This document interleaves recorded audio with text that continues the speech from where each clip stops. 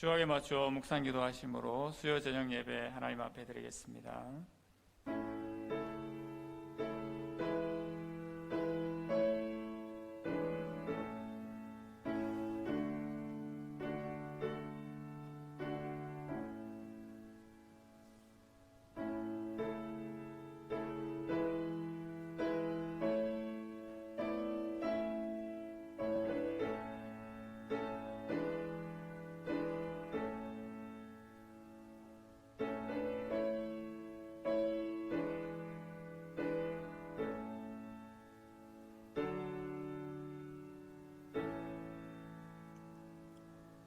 우리의 힘과 방패가 되신 하나님 앞에 감사를 드립니다. 하나님 앞에 소망을 둔 주의 백성들이 오늘 하나님 앞에 나와 은혜를 구하게 하시니 감사드립니다. 이 시간 찬송과 기도와 말씀을 통하여 온전히 하나님 앞에 영광 돌리게 하시고 주님의 그 귀한 말씀을 온전히 받는 은혜의 시간 되게 하여 주시옵소서. 주님 홀로 영광받아 주시옵소서. 예수님의 이름으로 기도드립니다. 아멘. 찬송가 370장 찬송하신 후에 우리 최영학 권사님 기도하시겠습니다.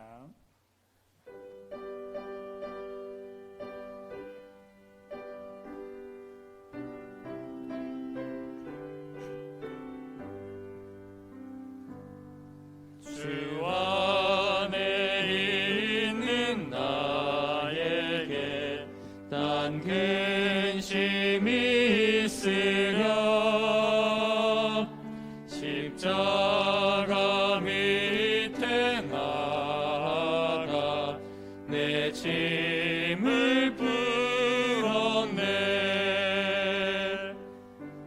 주님을 찬송하면서 할렐루야 할렐루야. 내 앞길 멀고 험해도 나 주님만 따라가리. 그 두려움이 변하여 내 기도 되었고 전날의 한숨 변하여 내 노래 되었네. 주님을 찬송하면서 할렐루야 할렐루야. 내 앞길 멀고 험해도 나 주님만 따라가리. 내 주는 자비하셔서 늘 함께 계시고 내 궁핍함을 아시고 늘 채워주시네.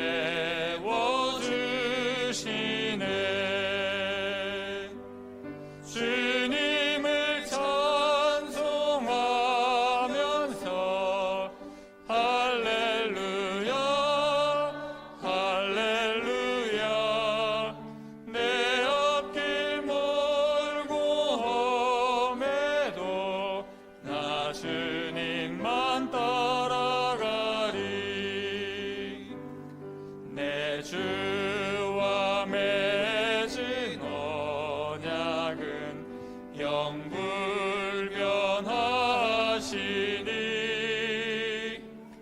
그 나라 가기까지는 늘 보호하시네.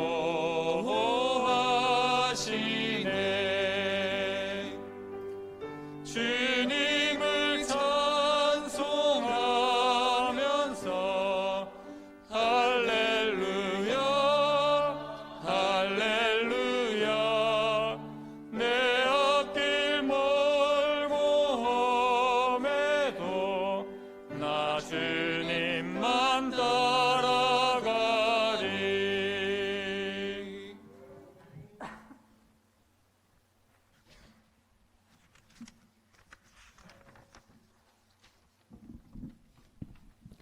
하나님 아버지 감사합니다. 지난날 저희들의 삶의 현장에서 아버지의 마음을 섭섭하게 했던 일과 몸으로나 마음으로나 스쳐가는 생각까지도 아버지 앞에 지은 죄와 허물들을 십자가의 보혈로 씻어 정결케 하사 우리의 죄를 용서하여 주시옵소서. 이 시간 3일 예배의 자리에 저희들을 불러주시고 우리 문화의 성도님들이 함께 올려드리는 이 예배를 통하여 많은 영광을 받으시옵소서. 감사하신 하나님, 지금까지 저희 문화교회를 통하여 이곳에서 많은 영광을 받으셨던 주님, 예배당 이전으로 우리의 마음들을 모아 더 나은 환경에서 아버지를 기쁘시게 하며 많은 영광을 올려드리며 주님의 몸된 교회를 세워가고자 합니다.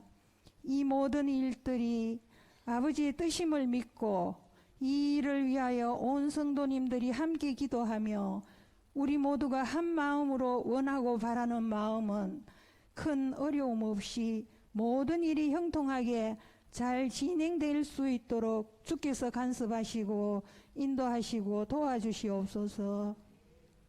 하나님 아버지, 다음 주에 있을 수능시험을 위해 기도합니다. 이번 수능시험을 준비하는 우리의 자녀들에게 건강을 지켜주시고 지혜를 주옵소서. 코로나로 어려운 환경에서도 지금까지 잘 준비하게 하심도 감사합니다. 실수함 없이 잘 마무리할 수 있도록 인도해 주시옵소서. 하나님 아버지, 지금도 말할 수 없는 고통과 어려움으로 인하여 힘겨워하며 기도하는 분들의 형편들을 잘 아시는 주님, 이 밤도 주께서 친히 그 마음들을 어루만지시어 기억하시고 치유하시며 모든 것이 합력하여 선을 이루시는 하나님의 놀라운 은혜를 내려주시옵소서. 말씀 증거를 위해 세우신 목사님을 붙들어 주시고 늘 함께 하셔서 준비된 귀한 말씀을 전하실 때에 이 자리에 함께한 우리 모두에게 큰 은혜를 부어 주시옵소서. 예수님의 이름으로 기도드리옵니다. 아멘.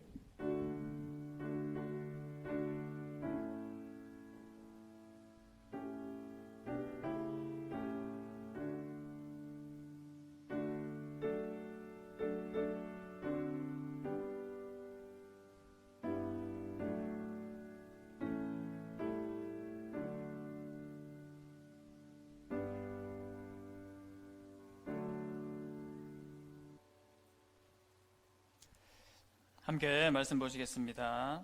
오늘 함께 보실 말씀은 에스라 8장 21절에서 23절까지 말씀입니다.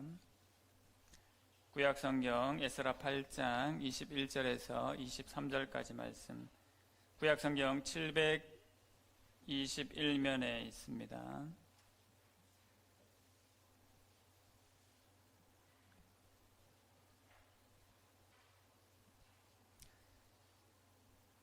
그 21절 말씀을 제가 22절 말씀을 성도님들께서 23절 함께 합독하시겠습니다. 8장 21절입니다. 그때 내가 아와 강가에서 금식을 선포하고 우리 하나님 앞에서 스스로 겸비하여 우리와 우리 어린 아이와 모든 소유를 위하여 평탄한 길을 그에게 간구하였으니, 이는 우리가 전에 왕에게 아뢰기를 우리 하나님의 손은 자기를 찾는 모든 자에게 선을 베푸시고 자기를 배반하는 모든 자에게는 권능과 진노를 내리신다 하였으므로 길에서 적군을 막고 우리를 도울 보병과 마병을 왕에게 구하기를 부끄러워하였습니다. 함께 읽겠습니다. 그러므로 우리가 이를 위하여 금식하며 우리 하나님께 간구하였더니 그의 영락하심을 입었느니라. 아멘. 오늘 에스라 8장 말씀을 통해서 우리 하나님께 간구하였더니 라는 제목으로 이 시간 함께 말씀 받고자 합니다. 에스라 8장은 7장과 연결되는 이야기이지요. 학자 에스라가 바로 아닥사스다 왕의 전폭적인 지원을 받고 이스라엘 백성들, 유다 백성들과 함께 예루살렘으로 돌아오게 되었습니다. 그래서 특별히 7장에서는 에스라의 이력과 아닥사스다 왕의 조서의 내용이 주류를 이루고 있었습니다. 8장에 와서는 이제 그 구체적인 실행 장면을 저희가 볼 수가 있는데요. 바로 사람들을 모으고 준비하고 실제로 그 먼 길을 지나온 일, 이동에 대한 내용들을 다루고 있습니다. 앞선 스룹바벨을 중심으로 한 1차 귀환에 이은 2차 귀환이 7장에서부터 이루어지게 된 것입니다. 오늘 본문 1절에서 14절 단락을 먼저 보시면 에스라를 중심으로 한 2차 귀환자들의 명단이 먼저 나오게 됩니다. 저희가 에스라 2장을 함께 보시면서 무려 70절에 달하는 긴 명단을 함께 보신 적이 있습니다. 사실 그것에 비하면 굉장히 짧은 분량이지요. 2장에서 그 1차 귀환에서 처음 지도자들의 명단이 나왔던 것처럼 오늘 본문인 에스라 8장에서도 바로 2차 귀환자들의 명단이 나오게 되는데요. 역시 이곳에 이 명단에도 성전의 헌신과 공동체의 재건을 위한 지도자들급 사람들이 먼저 나오게 됩니다. 먼저 제사장 그룹 그리고 다윗 왕가의 자손들을 먼저 언급하고 있습니다. 1, 2절 말씀 먼저 한번 보시겠습니까? 아닥사스다 왕이 왕위에 있을 때에 나와 함께 바벨론에서 올라온 족장들과 그들의 계보는 이러하니라. 비느하스 자손 중에서는 게르솜이요, 이다말 자손 중에서는 다니엘이요, 다윗 자손 중에서는 핫두스요라고 본문을 먼저 시작하고 있습니다. 비느하스 자손 그리고 이다말 자손이 바로 제사장 그룹에 속하는 내용입니다. 그리고 다윗 자손은 따로 왕족을 나타내고 있죠. 제사장 계열에서는 먼저 아론의 자손들을 중심으로 설명을 하고 있습니다. 아론의 아들들이 우리 오경에 보시면 4명이 등장하게 됩니다. 이름을 들어보시면 아마 아실 텐데 나답과 아비후가 있고요. 엘라살과 이다말이 있습니다. 나답과 아비후는 사실 결말이 좋지 않은 인물이었습니다. 민수기 26장에 다른 불을 하나님께 드리다가 그들은 죽게 되는 그런 불행을 겪게 되지요. 다음 남은 아들이 엘라살과 이다말인데요. 이다말은 바로 2절에 보시면 이다말의 자손 중에서는 다니엘이요라고 설명을 하고 있습니다. 근데 엘라살의 이름이 직접적으로 나오지를 않는데요. 바로 엘라살 이름 대신에 비느하스의 이름이 먼저 등장을 하게 됩니다. 비느하스는 엘르아살의 아들입니다. 그래서 이 아론 계보를 직접 2절에서 대변을 하고 있습니다. 이 비느하스는 하나님께 대한 사랑과 열정을 가지고 있었던 그러한 자지요. 사무엘서에서 엘리 제사장의 아들인 홈리와 비느하스 역시 나오는데요. 이름이 같습니다. 하지만 이름은 같지만 두 사람은 차원이 다른 사람들이었습니다. 이 엘라살의 아들 비느하스는 어떤 사람이었습니까? 민수기 25장 7절 8절에 그를 설명을 잘 해주고 있습니다. 말씀 한번 보시겠습니까? 제사장 아론의 손자 엘라살의 아들 비느하스가 보고 회중 가운데서 일어나 손에 창을 들고 그 이스라엘 남자를 따라 그 막사에 들어가 이스라엘 남자와 그 여인의 배를 꿰뚫어서 두 사람을 죽이니 연병이 이스라엘 자손에게서 그쳤더라라고 설명하고 있습니다. 광야 시딤에서 행음한 이스라엘 백성이 큰 위기에 빠졌던 적이 있었죠. 모압 여인들을 이스라엘 백성들이 쫓아 음행하였고 또 그들의 신을 쫓아서 가담한 일이 일어났습니다. 그래서 하나님께서 심판을 하게 되었지요.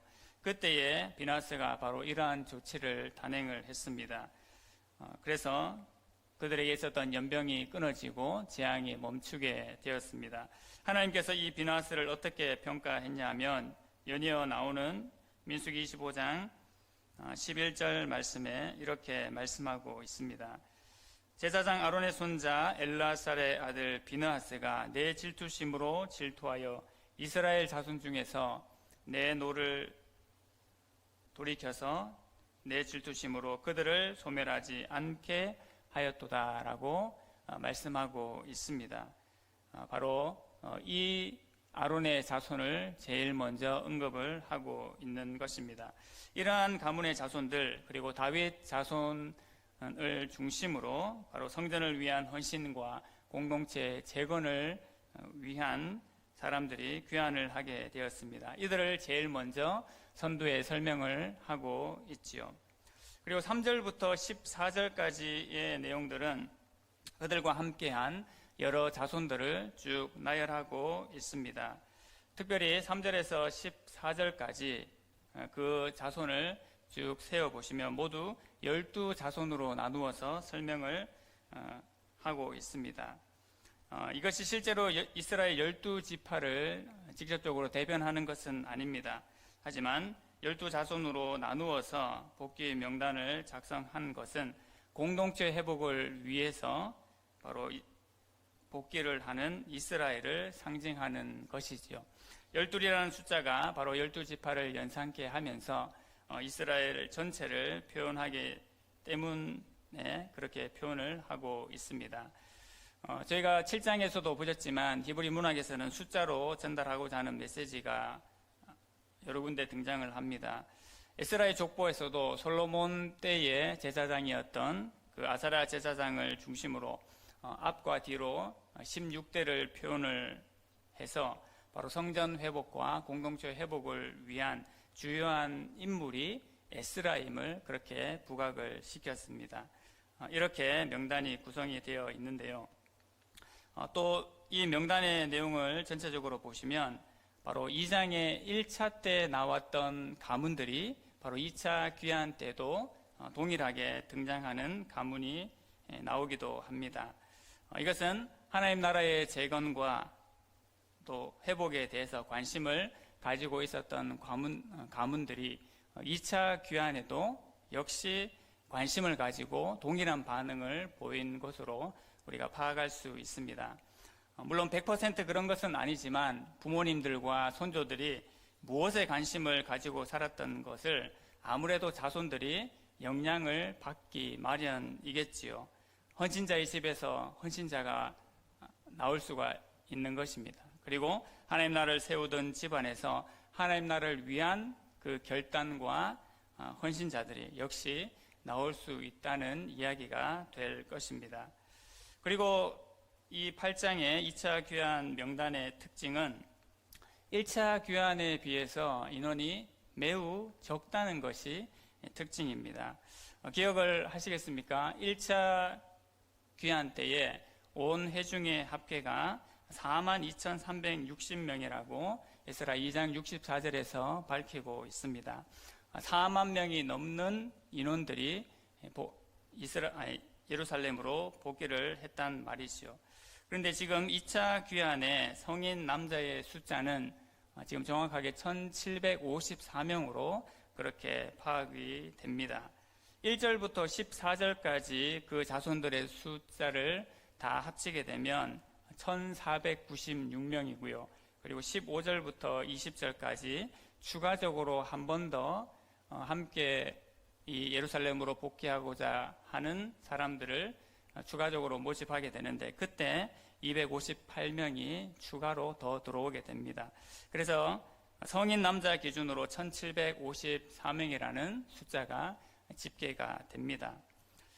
가족을 포함한다고 쳐서 곱하기 4를 해도 7,000명을 약간 넘어가는 그러한 수준입니다. 1차 귀환에 비해서는 인원이 훨씬 적은 것을 이 명단을 통해서 파악을 할 수가 있습니다. 1차에 비해서 적긴 하지만 일단 그래도 1,000단위의 숫자의 사람들이 모여서 복귀를 하게 되지요. 15절 말씀 계속해서 보시겠습니까? 15절 말씀 함께 한번 읽어보겠습니다. 시작. 내가 무리를 아와로 흐르는 강가에 모으고 거기서 3일 동안 장막에 머물며 그 중에 레위 자손이 한 사람도 없는지라. 아멘. 아와로 흐르는 강가에서 이 유다 백성들이 모인 것으로 그렇게 파악이 되죠. 에스라 7장 9절 말씀을 보시면 첫째 달 초하루에 바벨론에서 길을 떠났다고 그렇게 되어 있습니다. 아마도 2차 귀환을 위해서 유다 백성들이 각 도에 흩어져 살고 있었을 텐데요. 각 도에 흩어져 살고 있는 유다 백성들에게 바로 우리가 이 시간에 이곳에서 모이면 좋겠다라는 그런 전가를 다 각 도에 보낸 것으로 파악이 됩니다. 그리고 4절에 보시는 것처럼 바로 아하와 강가에 우리가 1차로 모이기로 한 것으로 그렇게 보입니다. 아하와로 흐르는 강이라는 곳은 바로 티그리스 강과 유프라테스 강의 지류로 그렇게 파악이 됩니다. 아마도 거기는 넓은 평원이고 또 모이기에 유용한 장소가 아니었나 그렇게 추측을 해 봅니다. 그곳에서 에스라는 유대인들이 집결해서 최종적인 점검을 하고 본격적인 이스라엘 행을 시작하려고 했던 것으로 파악이 됩니다. 그곳에서 3일 동안 장막에 머물면서 확인을 했다고 오늘 본문이 밝히고 있죠. 그런데 문제가 생겼습니다. 문제가 무엇입니까?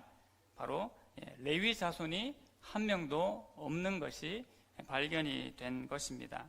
각 도의 여러 곳에서 모이다 보니까 늦어질 수도 있고 또 여러 가지 준비 때문에 어려움이 있을 수 있겠지만 막상 1차로 모여서 파악을 3일 동안 했음에도 불구하고 레위 자손이 한 명도 없는 그런 상황이 된 것이지요.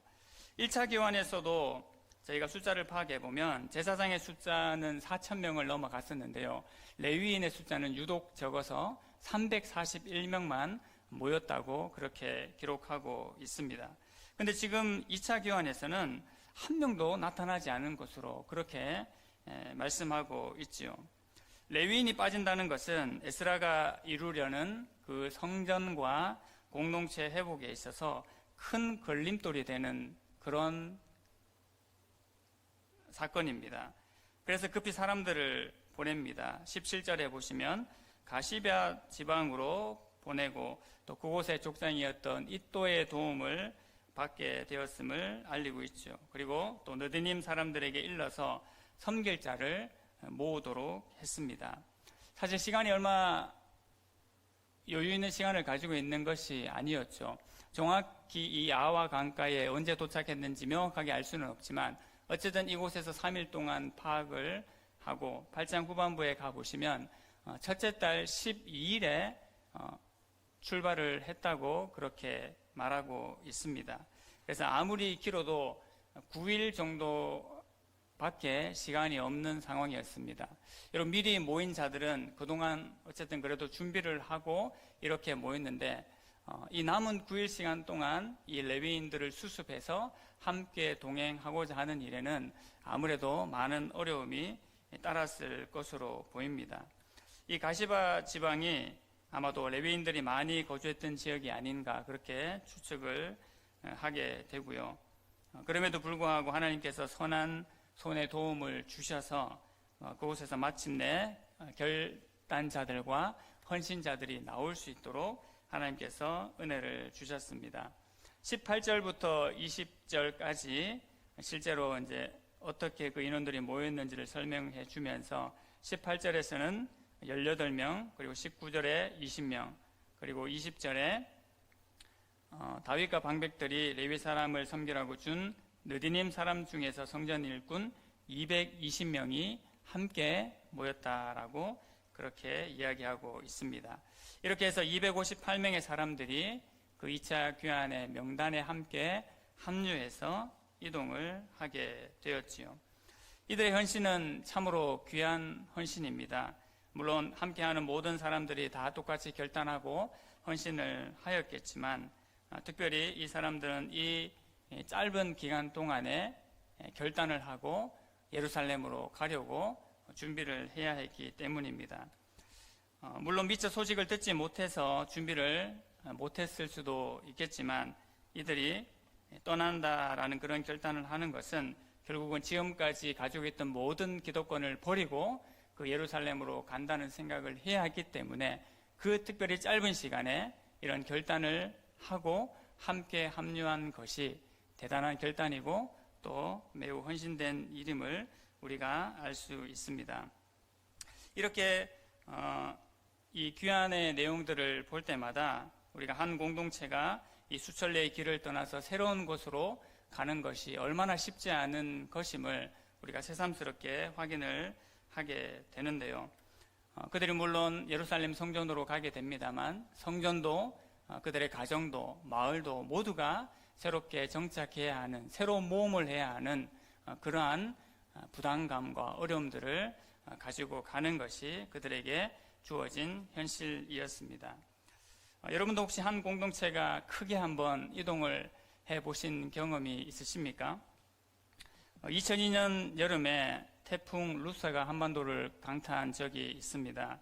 저희가 살고 있는 이 대구 경북 지방은 풍수해로부터 비교적 안전한 곳으로 그렇게 소문이 나 있지요. 실제로 저희가 매년 여름을 지나봐도 실제로 그러하다는 것을 피부로 느끼고 있습니다. 당시 태풍으로 인해서 충북 북부 그리고 강원 지방이 크게 피해를 입게 되었습니다. 인명피해만 해도 213명, 실종자도 33명이나 생길 정도로 그런 무서운 태풍이었습니다. 특별히 이때부터 소위 말해서 특별재해지역이라는 것이 선포가 되었는데요. 극심한 자연재해를 입게 될 경우에 국가가 또 정부에서 최대한 관심과 지원을 하겠다는 의지로 이런 법들이 생겨나게 되었습니다. 제가 이 태풍을 유난히 기억하는 이유가 뭐냐 하면 바로 군생을 하면서 대민 지원을 한번 크게 나갔던 기억이 있기 때문입니다. 제가 강원도 홍천에서 근무를 하고 있었는데요. 저희 역시 태풍의 길목에 위치하고 있었습니다. 토요일 오후에서부터 주일 새벽까지가 그 태풍의 고비였는데 제가 또 그날 밤에 하필 일찍 근무를 서는 상황이 되었습니다. 지금 생각해도 되게 분주했고 또 매 시간마다 상황 보고를 해야 했던 나름 그런 긴박한 시간들을 가졌던 것이 기억이 납니다.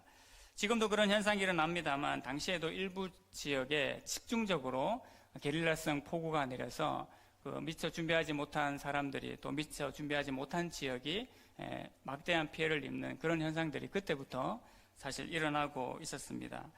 다행히도 저희가 있던 지역에는 비가 많이 내리긴 했습니다만은 인명피해나 큰 사고는 없이 무난히 잘 지나갔습니다. 근데 문제는 저희 지역이 아니고 다른 지역, 강원 내에서 다른 지역이 큰 피해를 입게 되었죠. 사실 뉴스로만 접했을 때는 심각성을 느끼지 못하고 있었습니다. 저도 근무를 마치고 폭풍우가 지나간 평온한 주일을 그렇게 느끼면서 숙소로 돌아가서 주일 예배를 드리러 가려고 준비를 하고 있었습니다. 근데 갑자기 이 숙소 전체를 비롯해서 전 부대에 출동 명령이 떨어졌습니다. 이 개인 전화기도 얼마나 이렇게 배를 많이 울렸는지 그때의 이 다급성을 그런 식으로 표현을 했었습니다. 모든 외출자 외박자들 그리고 영해 근무자들은 현시간부로 다 부대로 복귀하라는 그런 내용이었죠. 근데 이런 훈련은 자주 있었기 때문에 또 훈련인가 보다 그렇게 생각하고 들어갔습니다. 근데 상황이 이제 그게 아닌 거죠. 실제 출동이었습니다. 일제히 짐을 다 꾸리고 무엇을 챙기고 무엇을 챙기지 않고까지 명확하게 지시가 이제 하달이 되면서 실제적으로 준비를 하게 된 것입니다. 출동 명령이 떨어진 명확한 이유는 강릉 지역에 하룻밤에 500mm 이상의 물폭탄이 쏟아져서 이 도시 전체가 완전히 마비되었다는 이유 때문이었습니다. 재난지역으로 선포될 만큼 심각한 상황이었기 때문에 민광군이 합동으로 그 현장에 들어가서 조치를 하지 않으면 안 되는 그런 심각한 상황이 벌어지게 된 것이지요. 원래는 평온한 주일이 됐어야 될 그 시간인데 갑작스럽게 온 부대가 아주 혼란의 도가니가 되었습니다. 일단 약 1000여 명 정도의 병력들이 한꺼번에 그렇게 현장에 투입되어야 될 상황이 된 것이죠. 필요한 차량만 해도 트럭으로만 한 80여 대가 되었습니다. 그리고 필요한 물자들, 장비들을 포함하면 100여 대가 넘는 차량으로 이제 그곳까지 이동을 해야 되는 상황이 벌어진 것입니다. 아무리 군인들이어도 갑작스러운 이런 출동 명령에 점검하고 챙기는 것에는 한계가 있지요.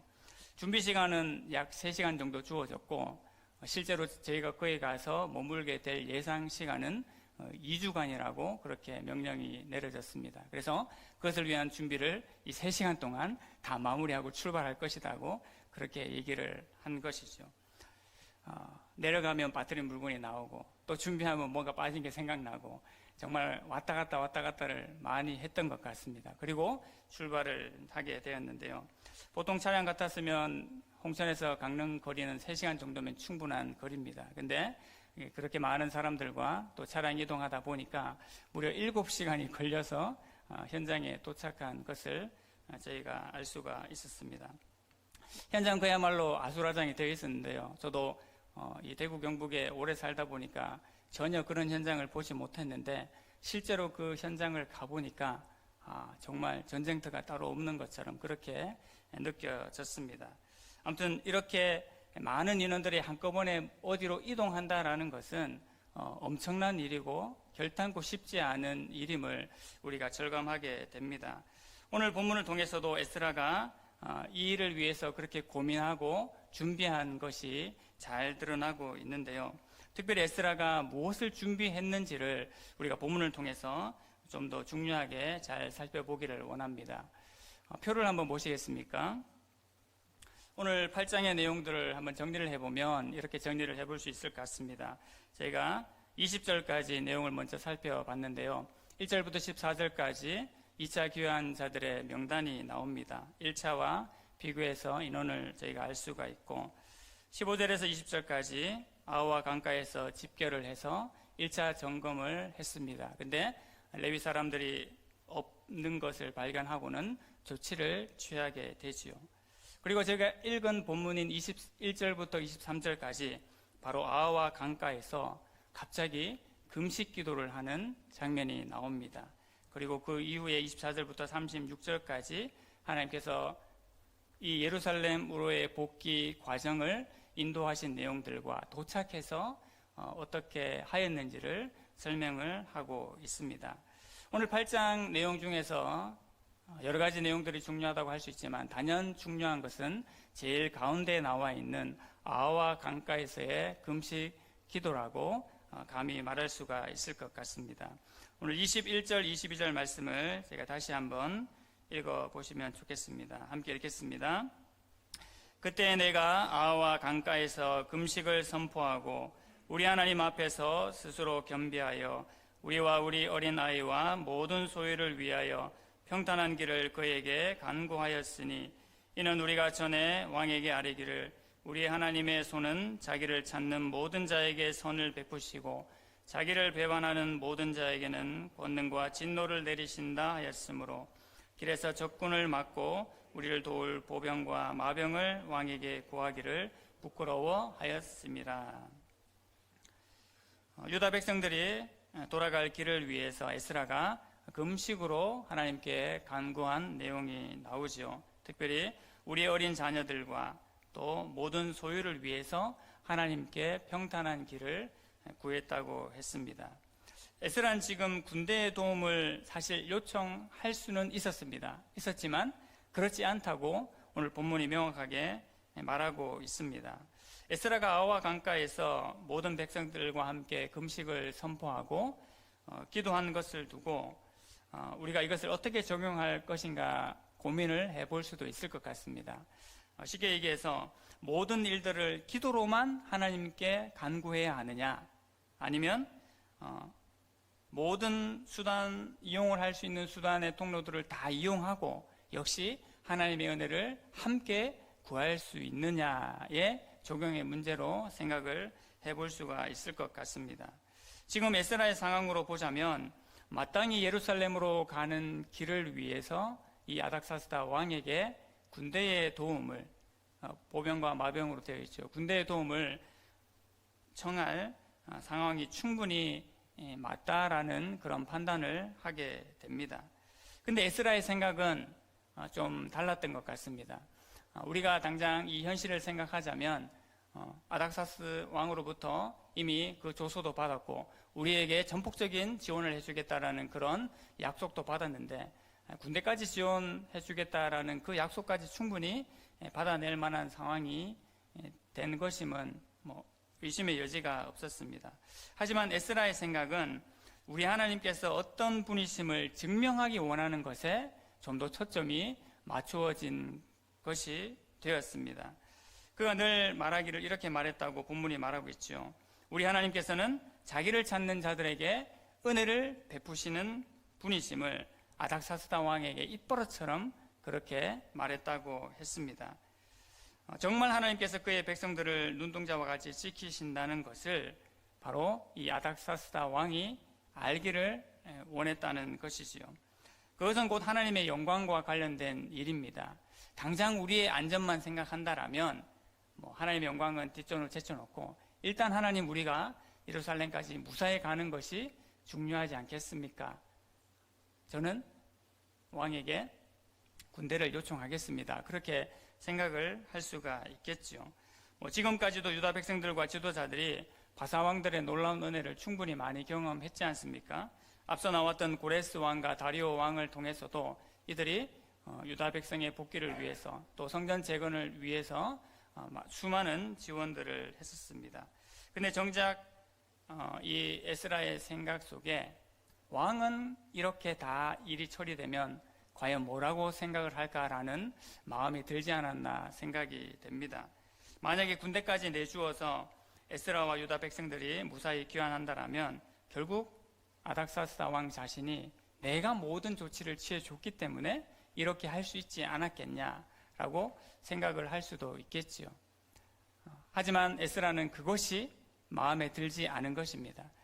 왕의 마음을 움직이신 것도 왕이 전폭적인 지원을 한 것도 결국은 하나님께서 그 왕들의 마음을 움직이시고 모든 일들이 이렇게 진행되게 하신 것을 이 에스라뿐만 아니라 모든 유다 백성들이 사실 다 알고 있는 것이지요. 근데 모든 도움을 다 받는다라면 정말 하나님께서 주의 사랑하는 백성들을 위해서 움직이시고 권능의 은혜의 손길을 베푸신다라는 것을 사실 증명할 수 없는 길이 되지 않겠습니까? 이것을 정말 증명할 수 있는 길이 된다라면 우리가 어려움을 무릅쓰고서라도 하나님의 은혜를 구하며 이 길을 가기를 바로 에스라는 기도하기를 원했던 것입니다. 이것은 결국 믿음의 표현 방식으로 우리가 이해할 수 있을 것입니다. 모든 조치를 취하면서 하나님의 도우심을 구할 수도 있고요. 또 반대로 지금과 같이 특별한 경우에 사람의 도움이 없이 하나님의 주권적인 힘으로만 일하심을 기대하고 간구할 수도 있는 것입니다. 어느 한 가지 방법만이 옳다고 할 수가 없는 거죠. 우리가 때로는 하나님의 역사와 인도하심으로만 움직일 때도 있어야 되지 않겠습니까? 또 하나님께서 필요하시면 모든 조치와 수단을 통해서 사람의 손길들을 통해서라도 또 인도하시는 방법으로 우리를 인도하실 수도 있는 것입니다. 어느 한쪽으로만 생각하지 않고 이 모든 것들을 열어놓고 우리가 간구할 수 있을 것입니다. 근데 에스라가 선택한 방법은 바로 하나님께서 더 영광 받으시는 것으로 또 이 아닥사스다 왕도 하나님의 살아계심을 직접 체험하기를 원하는 마음으로 이 길을 선택한 것으로 그렇게 판단이 됩니다. 중요한 사실은 바로 에스라와 유다 백성들이 하나님 앞에 은혜를 구하면서 기도했다는 사실입니다. 이 기도의 내용뿐만 아니라 뒷부분에 보면 많은 은검들과 기명들을 운반해야 하는 그런 어려운 임무들도 역시 이 유다 백성들에게 주어지게 되었죠. 왜냐하면 성전 회복을 위해서 채워져야 될 것이기 때문에 반드시 안전하게 이 모든 것들을 운반했어야 했습니다. 그 종류와 양이 얼마나 되었는지 바로 본문 26절, 27절에서 자세하게 설명을 해주고 있습니다. 내가 달아서 그들 손에 주는 것은 은이 650달란트요, 은그릇이 100달란트요, 금이 100달란트며 또 금잔이 20개라. 그 무게는 1000다리기요. 또 아름답고 빛난 금같이 보배로운 녹그릇이 2개라 라고 말씀하고 있습니다. 바로 이것들도 예루살렘까지 안전하게 이동을 시켜야 하는 그런 막대한 임무가 또 어려움들을 가지고 있었죠. 지금의 단위로 환산해 봐도 엄청난 양입니다. 금 100달란트 같은 경우에 약 3.5톤입니다. 은 그릇 100달란트도 역시 3.5톤에 달하고요.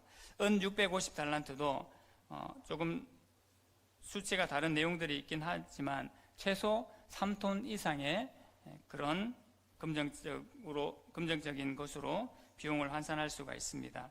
금잔 20개 역시 천다릭이라는 용어를 쓰면서 8.4kg의 금값에 해당되는 값어치를 지니고 있는 것이지요. 여러분, 이러한 금은 보화를 가지고 그 수천리길을 이동한다라고 생각을 해 보십시오. 그리고 군대의 도움을 받을 수 있음에도 그것을 거절하고 하나님의 도우심으로만 이동을 하겠다고 지금 결단하고 하나님 앞에 금식으로 기도한 상황입니다. 여러분, 누가 이들을 가장 먼저 기다리고 있겠습니까? 그 수천리 길 동안에 잠적해 있을 수많은 도적대들, 대적자들, 충분히 이것들을 노리고 기다릴 수 있는 상황이 된 것이지요. 이렇게 중대한 일을 놓고 이 수천리 길을 위해서 군대의 보호도 없이 홀로 이 길을 가야 했기 때문에 바로 에스라와 유다 백성들은 하나님께 간구하지 않을 수 없는 그런 상황에 놓이게 된 것입니다. 그래서 더더욱 에스라는 바로 이 하나님 앞에 온 백성들과 무릎 꿇고 그 아와 강가에서 금식을 선포하며 기도를 하게 되었습니다. 기도해야 된다는 것은 우리가 이미 너무나 잘 알고 있는 사실입니다. 우리가 예수님을 믿고 신앙생활을 하면서 사실 말씀과 기도 이 두 부분은 빠질 수 없는 부분임을 너무나 잘 알고 있죠. 근데 특별히 우리가 기도해야 된다는 것을 잘 알지만 참 평소에 기도하기가 쉽지 않은 것이 사실입니다. 근데 기도할 상황이 주어지면 사실 그 기회 때문에, 그 상황 때문에 우리가 기도할 수 있는 유익이 있기도 한 것이 사실이죠. 칼빈은 그의 저서인 기독교 강요에서 이런 말을 했습니다. 제가 한번 읽어드리겠습니다. 신자들은 기도로 하나님과 교제함으로 천상의 성소로 들어가 하나님의 약속에 대해 직접 호소한다. 이는 하나님이 성경의 말씀으로만 약속하셨다 할지라도 신자들이 믿는 바가 결코 헛된 것이 아님을 경험하도록 하기 위함이다. 하나님이 복음으로 알려주고 우리가 믿음으로 응시하는 보화를 기도로 파낼 수 있다라고 그렇게 말하고 있습니다.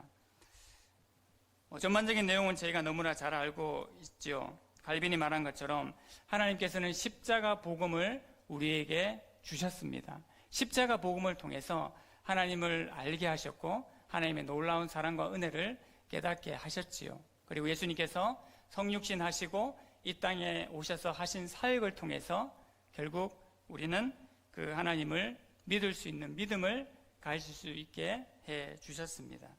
근데 특별히 그 갈빈이 무엇이라고 얘기를 합니까? 우리가 믿음으로 응시하는 보화라는 말을 사용하고 있습니다. 우리가 믿음을 가지고 있기 때문에 진짜 보화가 무엇인지 볼 수 있다는 눈을 가졌다는 이야기를 하고 있는 것이지요. 여러분, 믿음이 없는 사람들에게는 이 믿음이 보화로 여길 수 있겠습니까? 믿음이 없는 사람에게 하나님의 나라가, 새하늘과 새 땅이, 하나님께서 허락하신 기업이 보화로 느껴질 수 있겠습니까? 절대 그렇지 않죠.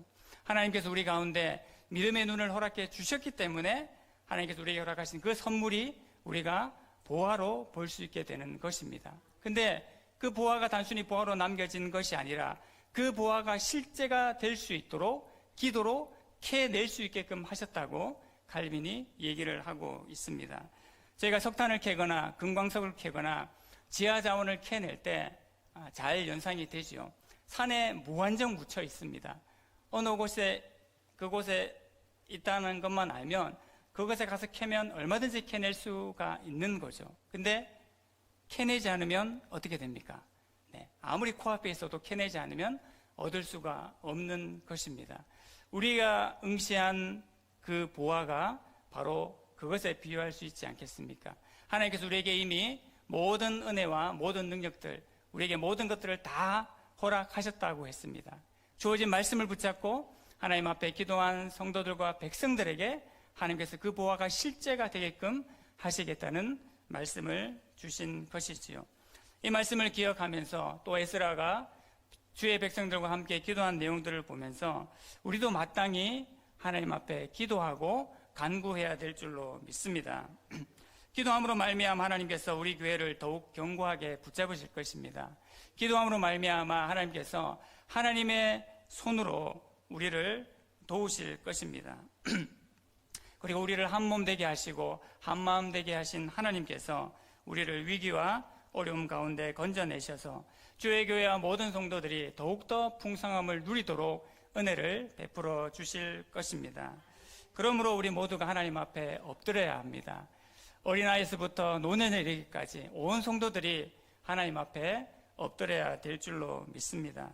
우리 72년 동안 하나님께서 이 문화교회를 사랑해 주시고 역사 가운데 우리를 인도해 주셨지 않습니까?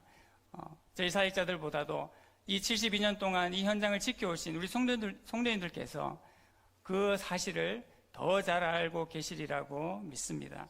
그 하나님께서 우리가 간구할 때에 지금의 시간들과 이 앞으로의 시간들도 역시 놀랍게 인도하실 것을 믿습니다. 그러므로 하나님 앞에 엎드리는 것이 우리에게 가장 큰 힘이요 가장 큰 소망이 되는 것입니다. 2차 귀환을 준비하는 에스라와 유다 백성들처럼 저희도 주님께서 빚값 주고 사신 이 교회와 나라를 위해서, 하나님의 나라를 위해서 중요한 일을 지금 저희가 앞두고 있습니다.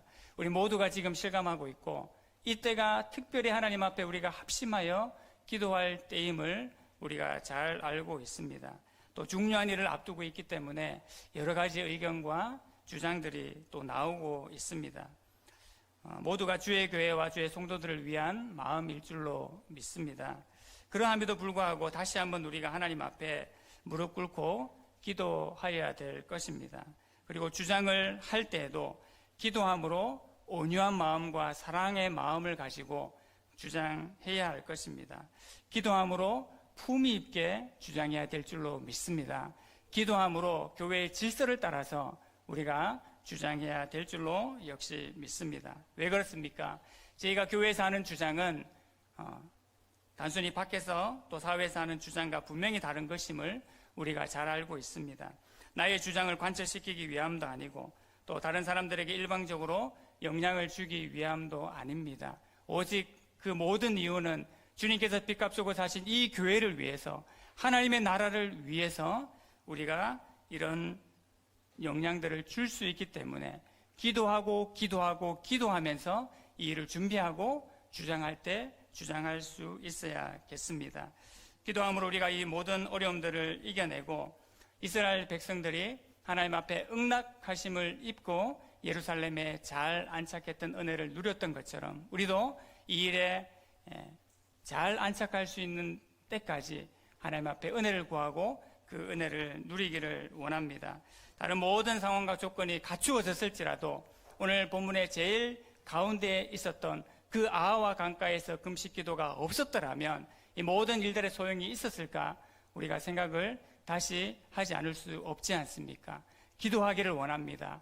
함께 기도하기를 원합니다. 하나님 앞에 우리의 중심과 마음을 가지고 온전히 기도드림으로 말미암아 하나님의 응답하심을 입어서 오직 하나님께만 영광 돌려드리고 이 문화교회가 하나님의 말씀과 기도의 반석 위에 더 견고해서는 주의 귀한 교회 되기를 다시 한번 간절히 소망합니다. 하나님 아버지 은혜를 감사합니다. 우리 하나님께 간구하였더니 하나님께서 허락하시는 놀라운 그 기도의 응답과 응낙하심을 잊게 된 에스라와 그 유다 백성들의 모습을 우리가 주시하기를 원합니다.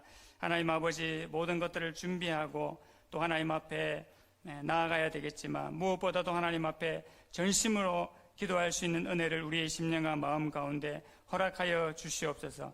지금까지도 인도하신 하나님께서 지금도 인도하실 뿐만 아니라 앞으로도 인도하실 것을 믿으며 믿음의 눈을 들어 우리가 기도할 수 있기를 원합니다. 우리 믿음이 응시한 그 보화를 바라보고 기도함으로 말미암아 이 모든 우리에게 주어진 과제들과 임무들을 마땅히 온전히 완수해내는 우리 모든 주의 교회 되게 하시고 모든 주의 성도들 되게 하여 주시옵소서. 예수님의 이름으로 기도드립니다. 아멘. 귀한 말씀 감사드립니다. 오늘부터 성탄트리 점등을 했습니다. 성탄트리 작업을 위해서 수고해 주신 분들께 감사를 드립니다. 아울러 교회 김장을 위해서 수고해 주신 분에게도 감사를 드립니다. 찬송가 363장 찬양하고 합심해서 기도하도록 하겠습니다.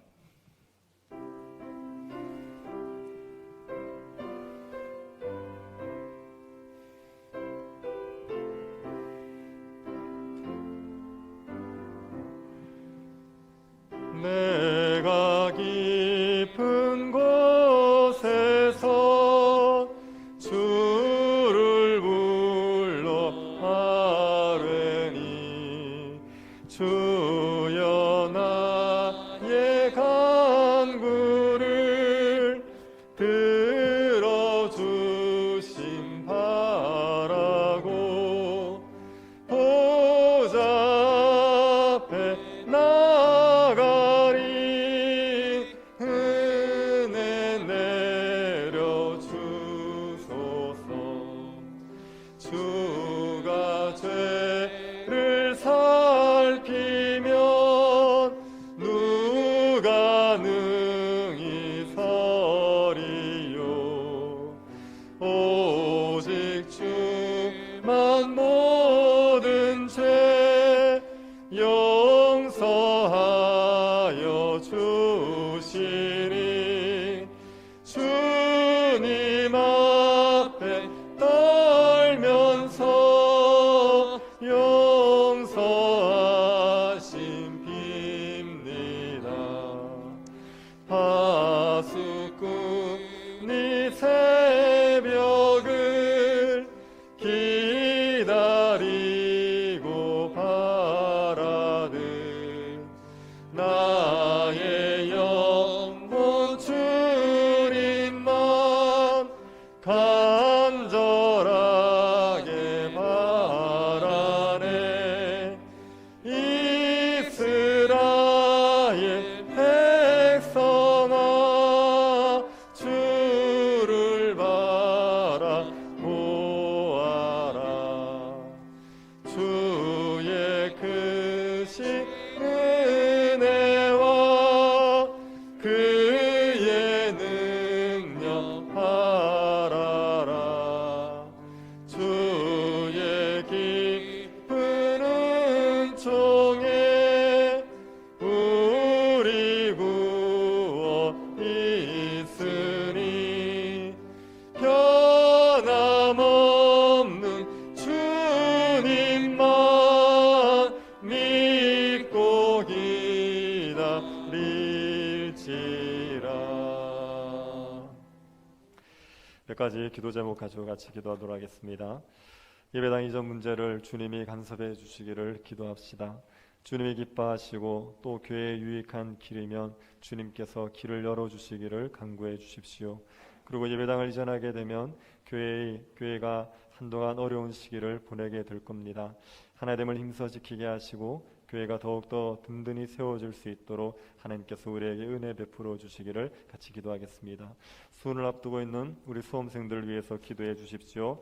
서지혁, 이채은, 장원준, 최준영, 최창민, 전시안 6명 학생들을 위해서 기도해 주시고 어려운 가운데 치러지는 수능이 차질 없이 잘 진행될 수 있도록 은혜 베풀어 주시기를 기도해 주십시오. 코로나19 치료자 백신이 개발되고 있다는 소식이 있는데 치료자 백신이 완성되어서 일상이 회복되게 하여 주시기를 기도해 주시고 어려운 때를 보내고 있는 이 땅의 교회에 은혜를 베풀어 주셔서 어려운 중에도 예배와 양육과 선교의 사명을 잘 감당할 수 있도록 은혜 내려 주시기를 같이 한번 기도하도록 하겠습니다. 하나님 아버지, 저희들에게 주님께서 도움이 되시고 인도자가 되어 주신 것을 감사드립니다. 하나님 아버지, 저희들의 예배당을 이전하는 문제에 주님이 간섭하여 주십시오. 주님의 주권 아래 교회의 머리가 되시는 주님 아래 이 모든 일들이 진행될 수 있도록 저희들에게 은혜를 내리워 주시기를 원하옵나이다.